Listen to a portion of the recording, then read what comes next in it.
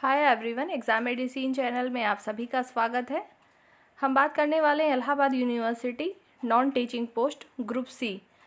जैसा कि आप सबको पता है कि आपके लिए जो विज्ञापन जारी किए गए हैं वो डिफरेंट पोस्ट के लिए हैं। उसमें कई पोस्ट हैं, जिसमें से आपका एक पोस्ट है मैकेनिक का। तो मैकेनिक के में जो लोग भी अप्लाई करना चाहते हैं वो काफ़ी कैंडिडेट क्वेश्चन कर रहे थे कि आपको इसके लिए एक प्रॉपर वीडियो बना दी जाए कि उसमें मिनिमम क्वालिफ़िकेशन क्या है, सिलेक्शन प्रोसेस क्या है और एक्सपीरियंस क्या मस्ट है या नहीं है, और योग्यता और आयु में छूट, मतलब आयु में छूट किनको मिलेगी, कितनी मिलेगी, इसके विषय में हम बात करेंगे। अगर आप भी इस पोस्ट के लिए एग्ज़ाम देना चाहते हैं या इसमें अप्लाई कर रहे हैं तो आपके लिए भी यूज़फुल हो सकता है। ज़रूरत हो तो आप देख लेंगे। बाकी इससे रिलेटेड कोई भी चीज़ होगी तो आपको टेलीग्राम पर शेयर किया जाएगा। एक बात और है कि आप में से ही कुछ कैंडिडेट ऐसे हैं जो कि कमेंट सेक्शन में पूछ रहे थे कि टेलीग्राम से कैसे जुड़े। देखिए, हमेशा टेलीग्राम हमेशा आपको डिस्क्रिप्शन में मिलता है। वैसे एग्ज़ाम मेडिसिन हब के नाम से आप सर्च करिएगा, आपको मिल जाएगा।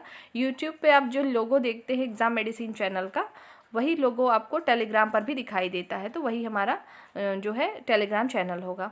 दूसरी बात यह है कि आपको डायरेक्ट फॉर्म अप्लाई करना है या अदर कोई भी वैकेंसीज़ के लिए तो आप www.exammedicine.com पे विज़िट करेंगे, आपको हर एक चीज़ मिल जाएगी। आइए हम देखते हैं विज्ञापन को कि क्या चीज़ें मांगी हैं। वैसे तो विज्ञापन में हर एक चीज़ दी ही है, फिर भी अगर आपको जो दिक्कत आ रही है उसको हम फिर से विज्ञापन को पढ़ेंगे और समझ में आएगा कि किस तरीके से क्या चीज़ें करनी है। आप स्क्रीन पे जो ये डिस्प्ले देख रहे हैं इस समय, ये आपके जो है यूनिवर्सिटी की जो ऑफिशियल नोटिस जारी हुई थी उसी में से है। मैंने इसको स्क्रीनशॉट लिया है ताकि सिर्फ इसी के पर्टिकुलर बारे में बताया जा सके। तो आइए एक एक करके चीज़ों को देखते हैं। तो पोस्ट नंबर इसका 25 है, मतलब 25 नंबर पे आपको ये मिलेगा। यहाँ पे देखिए लिखा हुआ है प्रिफरेबल बिलो 35 ईयर। तो सबसे पहले एज की बात इसने कर रखी है कि 35 ईयर से अगर कोई कम है, मतलब एज उनकी कम है, तो उनको प्रीफर किया जाएगा। ठीक है। और इसमें क्या है, जनरल कैंडिडेट के लिए 35 ईयर के लिए बोला गया होगा, क्योंकि यहाँ लिखा तो नहीं है।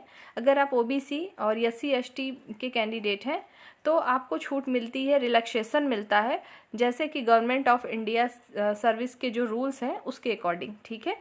तो इसमें कुछ चीज़ें रिलैक्सेशन के लिए और भी लिखी हैं, तो उसको हम पढ़ते हैं ताकि आपको समझ में आए। जैसे यहाँ पे लिखा है कि प्रिफरेबल बिलो 35 ईयर, इतना तो होना ही चाहिए, कम होना चाहिए, मतलब 35 साल से कम उम्र के लोग ही भरेंगे। जनरल के हैं तो 35, और अगर आप ओबीसी के हैं तो 3+ कर लीजिएगा, और SC/ST में आते हैं तो +5 कर सकते हैं।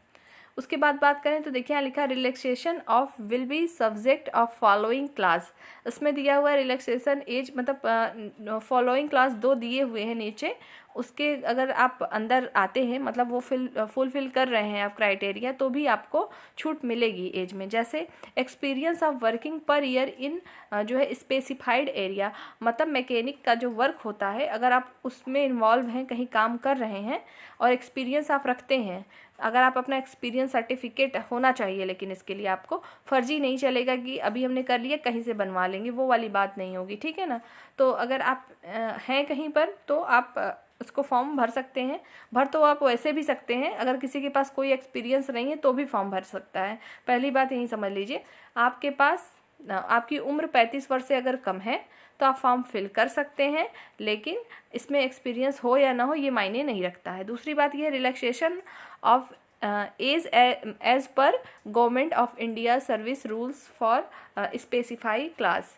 ठीक है। जो गवर्नमेंट ऑफ इंडिया के रूल्स हैं उसके अकॉर्डिंग इस क्लास के अंतर्गत जो भी चीज़ें आएंगी उनको छूट मिलेगी। तो कुल मिला के आप इतना समझ लीजिए, अगर कोई ऐसे कैंडिडेट हैं जो कि पहले से इस डिपार्टमेंट में कहीं वर्क कर रहे हो, चाहे आप गवर्नमेंट कर रहे हो या प्राइवेट, लेकिन वो एक प्राइवेट का भी एक अपना होता है ना, एक प्राइवेट होता है कि बस ऐसे ही चल रहा है, एक उसके रजिस्टर्ड होते हैं, तो उस हिसाब से अगर है तो आपको रिलैक्सेशन मिलेगा। लेकिन आप कब मिलेगा, जब आप एक्सपीरियंस सही वाला होगा आपके पास सर्टिफिकेट।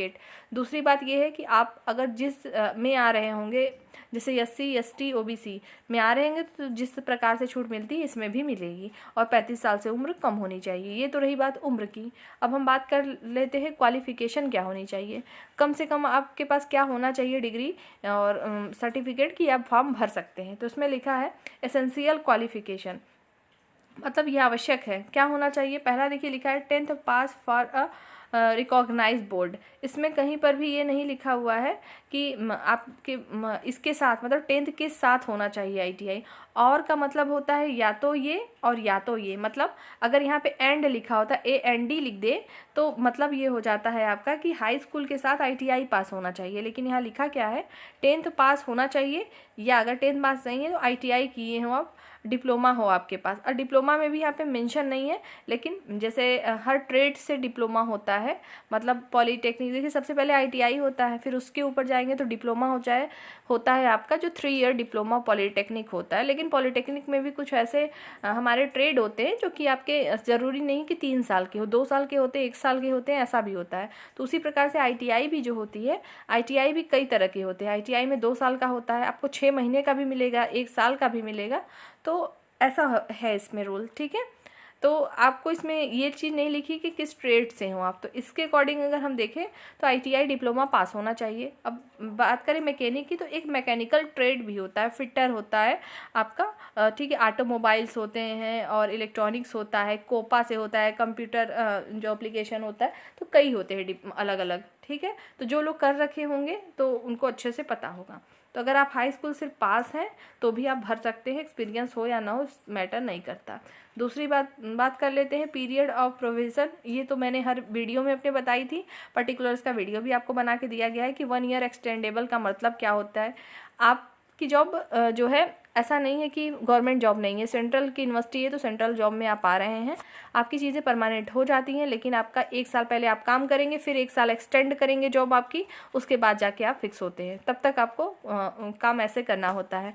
और इसके बारे में अगर आपको डिटेल चाहिए तो वीडियो अवेलेबल है, प्लेलिस्ट होगी, यूनिवर्सिटी न्यू रिक्रूटमेंट 2024 के नाम से प्लेलिस्ट बनी है आपकी, उसमें देख लीजिएगा, आप समझ जाएंगे। तो ये चीज़ें हैं आपके लिए। अब बात कर लेते हैं इसके सिलेबस के विषय में और एग्ज़ाम पैटर्न। इसमें कहीं पर भी MTS को छोड़ के, MTS ग्रुप C में MTS पद को छोड़ के और किसी भी पद में आपके रिटन टेस्ट की बात कही ही नहीं गई है, और ना ही ये कहा गया है कि नहीं होगा, ना ये बताए हैं कि लेंगे और ना ही ये बताए हैं कि नहीं लेंगे। तो आप ये जान लीजिए, जैसे ही अगर एग्ज़ाम इनको लेना होगा तो पता चलेगा, आपको बताया जाएगा। दूसरी बात यह कि स्किल टेस्ट के विषय में भी मैकेनिक के लिए अलग से नहीं बताया गया है, तो इनका क्या सिलेक्शन क्राइटेरिया होगा, नोटिस आएगी, आपको बताया जाएगा।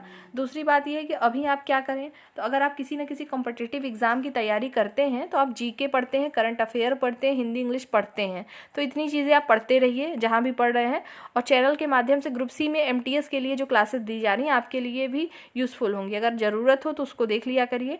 और जो क्लास दी जाती है उसको टेलीग्राम पे उसकी PDF भी दी जाती है, रेगुलर नहीं मिल पाती हैं तो 1-2 दिन की गैपिंग पे आपको मिलती रहती है। एग्ज़ाम आपके कब हो सकते हैं, तो आपके एग्ज़ाम जो है मई के बाद होंगे किसी भी पोस्ट के लिए। अभी कोई भी सूचना नहीं है इसके संबंध में, ना ही कोई नोटिस है। तो उम्मीद है आप सब कुछ समझ चुके होंगे। इसके अलावा भी अगर आपके कोई डाउट होंगे तो आप कमेंट सेक्शन में पूछ सकते हैं, आपको बता दिया जाएगा। और आप लोग अपनी पढ़ाई करते रहिए, जो भी एग्ज़ाम है आपके। नेक्स्ट वीडियो में हम जल्द फिर मिलेंगे। जय हिंद।